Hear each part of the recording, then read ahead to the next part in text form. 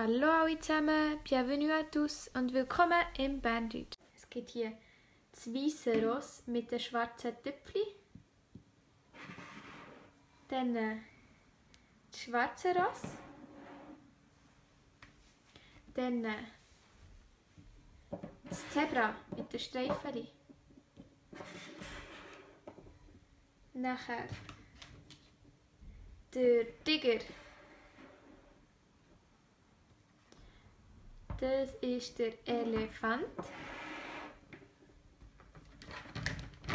Nachher der Löwe. Das Känguru. Die Kuh.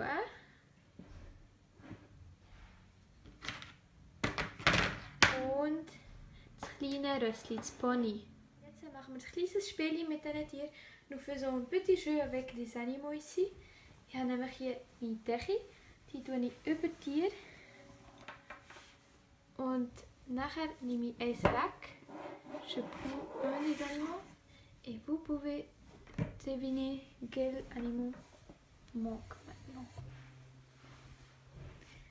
Wir haben noch den Elefant, wir haben das Pony, das schwarze Ross, das Ross mit den schwarzen Pünktchen, das Zebra, der Tiger, der Löwe und das Känguru. Wisst ihr, wenn es fällt? Es ist gut. Jetzt nochmal, encore une fois.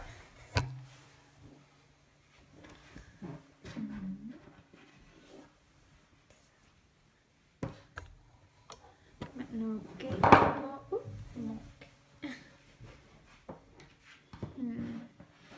Wisst ihr schon? Vous pouvez me dire maintenant? C'est de l'œil. Genau. Jetzt nochmal.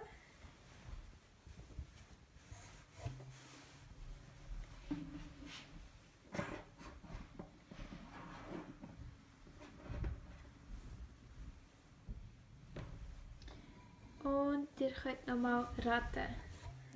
Vous pouvez deviner encore une fois. Welches Tier fehlt?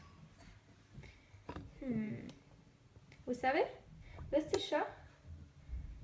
Das Mal war der Tiger. So, und jetzt noch einmal, noch das letzte Mal.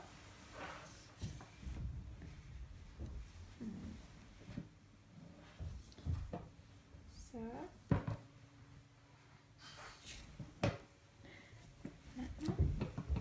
C'est quel animal?